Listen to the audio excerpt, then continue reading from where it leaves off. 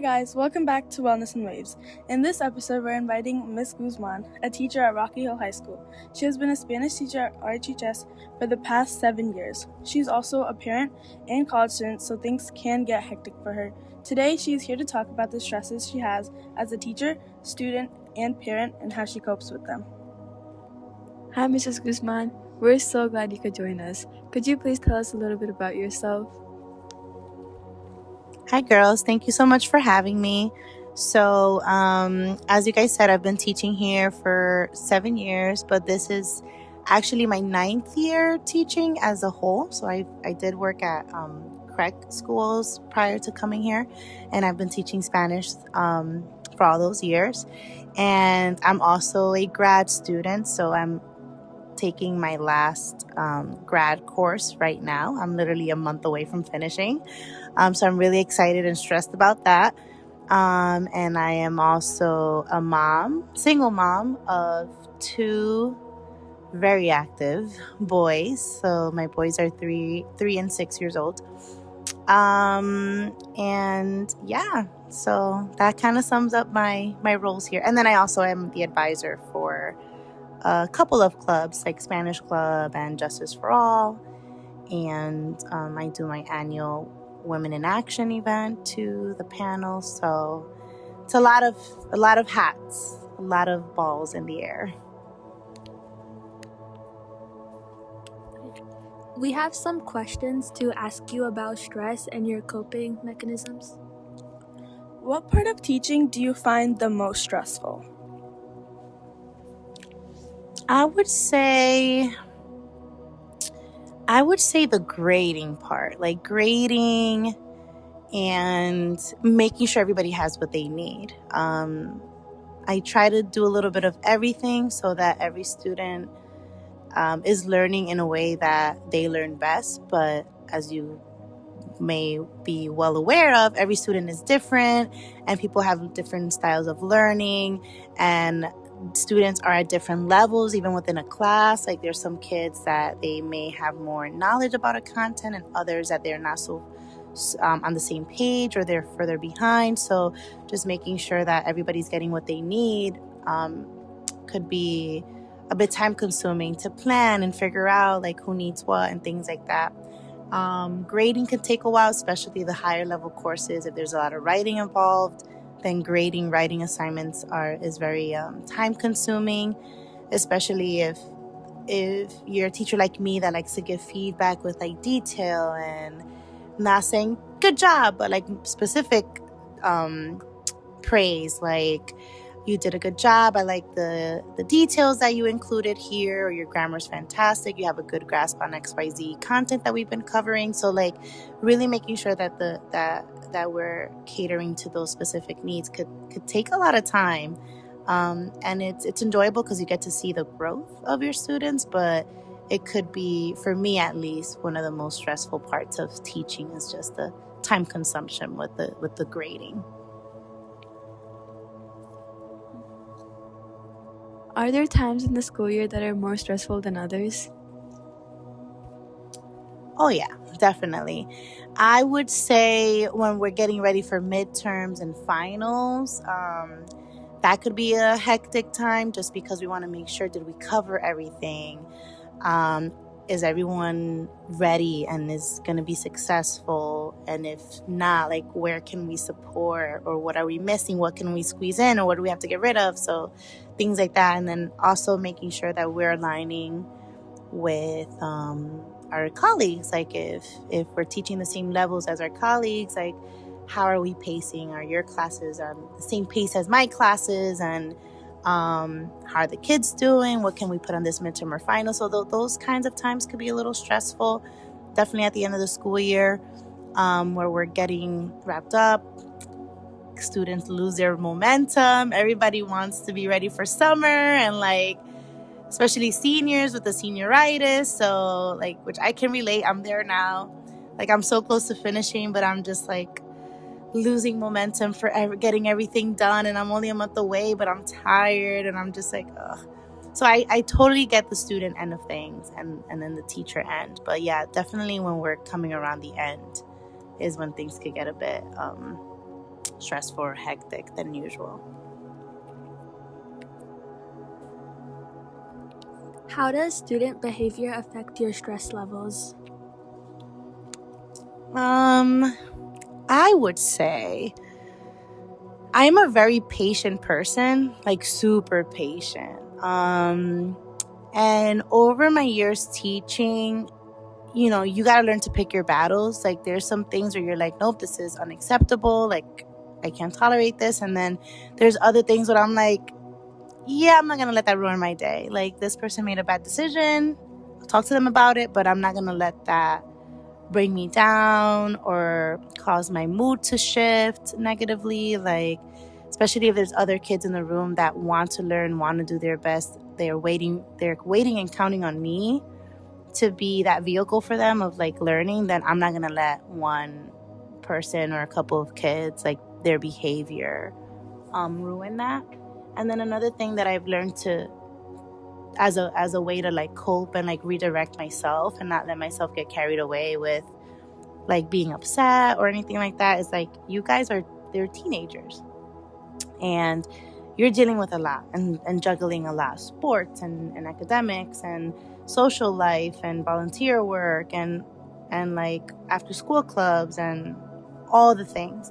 So and then you're also learning a lot about yourself too during this time.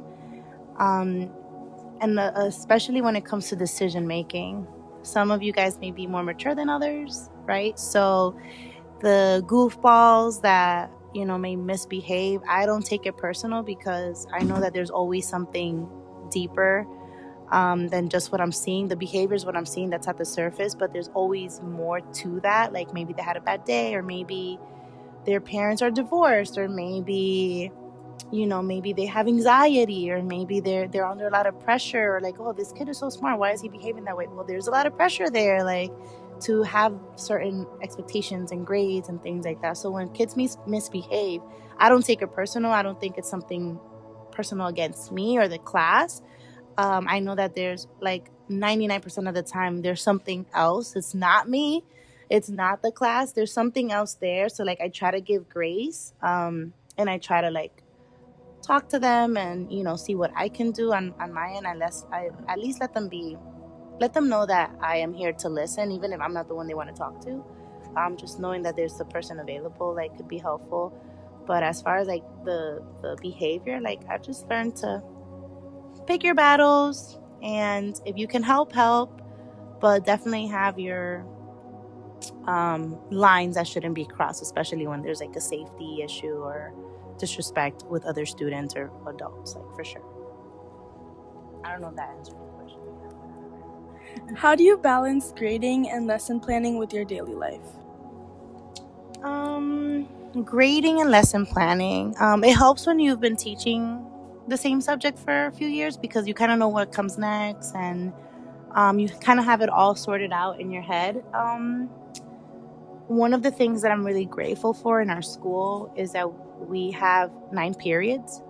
So one of those periods is called collaboration, where teachers work with other teachers in their department. Like let's say Miss Urso and I and Miss Cervantes and Miss Patno, we all teach Spanish too. So on Tuesdays and Wednesdays, we meet during period 3 to talk about Spanish too. So we can share quizzes with each other. We can update each other on where our students are, what are we covering, how did they do on the quiz, what's our next step. So like that really helps with the planning piece. And then the grading piece is just kind of making an agenda for myself. Like, okay, today I'm going to grade this, tomorrow I'll grade that. So just kind of having an agenda and working with my colleagues really helps. Are there any habits or routines that help you stay organized and reduce stress? As far as reducing stress, I would say one of the things that helps me kind of stay level-headed is organization. My agenda, planning things out, whatever I need to do, I write it down right away. Having like little sticky notes to remind myself. things like that to kind of keep me organized. When I'm organized, I already feel less stressed out. If I'm not organized, then I am stressed out. But if I'm organized, I feel control and I feel better. And as far as like reducing the stress, I think it's really important for people to have two things. One, a person that they can always vent to, whether that's a parent, a best friend, a teacher, like whoever, like somebody that you can vent to, that's not gonna like judge or criticize, but like just listen. Sometimes you just want to just listen to me, right? And get good advice from. And then another thing is to have something that brings you joy. Like know what brings you joy, know what makes you happy, know what resets you, whether that's coloring or listening to a certain music, or for me it's dancing. I love dancing. So making time to go to a dance studio and take a class, or and also I like going to the gym. So like making time for something that brings you joy and kind of resets you, and knowing what that is, that's really ideal for like reducing that stress and reset yourself, and then just start over the next day. This is kind of a side question, but what's your favorite dance style? What's my what? Favorite dance style? Oh, my favorite? Oh, yes. My favorite dance is bachata. I love bachata because it's like I grew up dancing bachata. Before I could walk, I danced bachata, like, because that's what our family grew up listening to. Bachata, I would say bachata, salsa, merengue, in that order, and then hip hop. When I was in high school, I used to dance like hip hop and stuff. I was on a team, so I love dance. How do you balance being a teacher and a parent? It takes a village, literally. For teachers too, it takes a village for me to function. I have a lot of support from the father of my children and my children's grandparents. Like I have a lot of like insanely support from them. In our culture, like grandparents show up. Like grandparents they're just as equals as parents. And then I'm fortunate enough to have my brother and his fiance as well. They have children my kids' age too, so we do things together all the time, which is really helpful. And as far as like managing like being a mom and being a teacher, having a good schedule with my kids, like that is, again, organization is all about communication with the people that are your support team, and organization to kind of make things happen and flow well, which is good for me. Like on Mondays through Wednesdays, I stay late, I do my grad school, I do my grading, and then Thursday through the weekend, I'm with my kids. So I have designated time for designated roles in my life, being a parent, being a teacher, being a grad student. So yeah, communication and support. You need to have your village. You can't do it alone. What part of juggling both roles feels the most challenging to you? What part of juggling both of the roles, like being a parent and being a teacher? I would say as parents, especially as a mom, I feel like we feel a tremendous amount of guilt when we're like, if I'm here till like 8 o'clock at night, which I've done before, like either grading or working on my grad homework, I feel guilty that I didn't get to pick up my kids from school or be home making dinner for them or like doing homework with them. Like we as parents feel very guilty when we're not present in our kids' lives, even though like what we're doing is also equally important because we're being breadwinners also, like and working because we need to support them, or advancing our careers as I'm doing because later on it would be better for them too. So I think it's really challenging to have to split your time and focus and attention on all the roles that you play in your life. So I think that's the hardest challenge that people have in juggling being a parent and being a working parent, for sure. What routines at home help reduce stress at home for you? What routines help me reduce stress at home? Well, if I had the time, one thing that I really enjoy to do with my kids is play with Legos. Like we love doing Lego sets. I feel like it, and then they also like the marble runner thing. They built a whole little thing in the marble run, so we love to do that and recreate it and rebuild it. So those are things that they enjoy, and so do I. Going for walks with them. Mainly, I would love to sleep, but they don't let me. They wake up early, really early. They do not understand the concept of what a weekend is and what we don't have school on Saturday and Sunday means. They don't get that yet. But yeah, just like taking the time to unwind with them and doing activities that we both enjoy, for sure. And making pancakes. Every Saturday we make pancakes. That's our thing. So like, and it's work on me, but it's also like calming and fulfilling to do something with them that they like. And how does your student life and all your homework from your classes affect your life too? My grad life, I guess, like all the work that I have to do for grad school, it's not easy. The work itself is easy, but what makes it challenging is the time that it consumes for you to get it done. So between balancing grad school, and home life with my kids, I'm never going to be at 100% with all three of them. That I've learned by experience. Like I'm never going to be 100%. Sometimes I fall behind on my grading but then that means I'm on top of things in grad school. Or sometimes I'm behind on a grad homework, but that means that I'm good with my grading and I've been able to attend all the family events. So like it's like these three main things about myself that are always in competition for attention with each other. And I have learned to accept I'm never going to be 100% in each one, but I just got to pick and choose the moments where one of them gets more attention than the other. When does one get prioritized a little bit more because there's a deadline, or because there's a family event, or because it's midterms are coming, right? Like, so which one gets the priority in that moment, until, I can restructure that again. Yeah. What's one piece of advice you would give to people who are struggling with stress? I would say that really think hard about what are the things that are in your control and what are the things that are not. Because we get a lot of confidence and security when we can control things.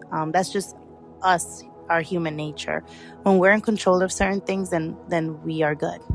But when things are out of our control, then we spiral, right? And we have to come to terms with what is it that is in my control and what is it that is not in my control. And the things that I can control, well, how can I tackle this? Can I make a schedule for myself, right? To get things done. Can I do a checklist? Or can I what's that word? Delegate any of these things to somebody that I trust. Like if I gotta take my kids to the dentist, but I also have, something at work that I can't miss. Can I delegate? Can I reschedule that? Or can my sister take my kid to the dentist? Like, how can I make it work, right? What can I control? I think that's something that people need to kind of realize that really fast. Like, if you can control it, then make a game plan. And then, like I said before, like find something that brings you joy. Find something that brings you joy, and use that and make time for that. Make time for what resets you, whether that's going to the gym or talking to your best friend or reading a book that you enjoy, or like doing yoga or something. Like, what is something that resets you? And when you're feeling that stress, like throw everything out the window and just reset yourself and start new.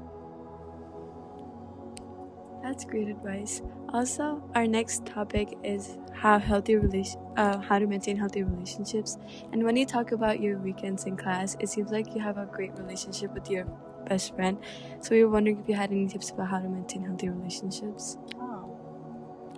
You came to the right person with relationships. I'm not gonna not to toot my own horn, but I've had friendships like since we were in diapers. And like my best friend that I'm always talking about, like she's right there. I officiated her wedding last year. Her and I met my first year in college. So one thing about healthy relationships is that you want to make sure that the people that are in your circle are people that want the best for you. And that they're people that, not that they're gonna baby you or tell you what you want to hear, like the opposite, that they're gonna push you to be better. They're gonna push you to be the best version of yourself, that in times of need they'll be there for you, and then also that they are willing to tell you the hard truth even when you don't want to hear it, because you don't want to be babied, you don't want to be lied to. No, tell me the truth, how it is. Because otherwise they have a facade, and that's not a real friend, right? So she's my best friend because when I need help, she gives me great advice. If I'm in a tough spot, I can count on her, even though she lives in Massachusetts, right? She tells me how things are, even if I don't want to hear it. If I'm wrong, she'll tell me, I don't think you're thinking things clearly, right? She sometimes she'll sugarcoat it, maybe you should rethink that. Or she'll tell me, girl, you're wrong. This is what it is. You need to put yourself in that person's shoes, blah, blah, blah. So you need to have people like that. And the same with you. You need to be able to be the friend that you'd want to see for yourself. You got to be able to be that for other people as well. And I think that with relationships, it's not easy maintaining a relationship. Even with my best friend, there was a time where we weren't speaking for a little while because she was really upset. I think it was to me it was silly, but to her it was a big deal, I think I couldn't make it to her birthday party, and she felt not prioritized, or something like that. You got to communicate about your likes and dislikes and have boundaries in any relationship, parent to child, teacher to student, romantic relationships or family relationships. You need to have boundaries, and be able to talk to the person listen, I love you, but this is what happened and this is how you made me feel. I want to work through that with you. Definitely be open to communication and see things through versus just cutting people off or anything like that. And then there are also times where you do need to cut people off, people that are that they're taking from you as opposed to adding to your life, and not to say that, oh, I'm only gonna be your friend because I'm getting something from you, but as far as being with people that make you better, not somebody that's draining you of your light and your energy. Being with people that they're going to support you, and that kind of a thing. So yeah, I'm really good with friendships. I would say is because of my communication and transparency with them, and also I like to bring people together. My friends from work, they actually have become friends with my family because I bring people together. That's somebody told me that your skill is that you bring people together, and it's just a beautiful thing. So I think when it comes to relationships, transparency, communication, and being the person that you would want in your life, being that for others, and definitely not taking people for granted, for sure. That is all the questions we have for today. Thank you once again for joining us, Ms. Guzman. Tune in for our next episode where we will discuss the golden rules. Bye.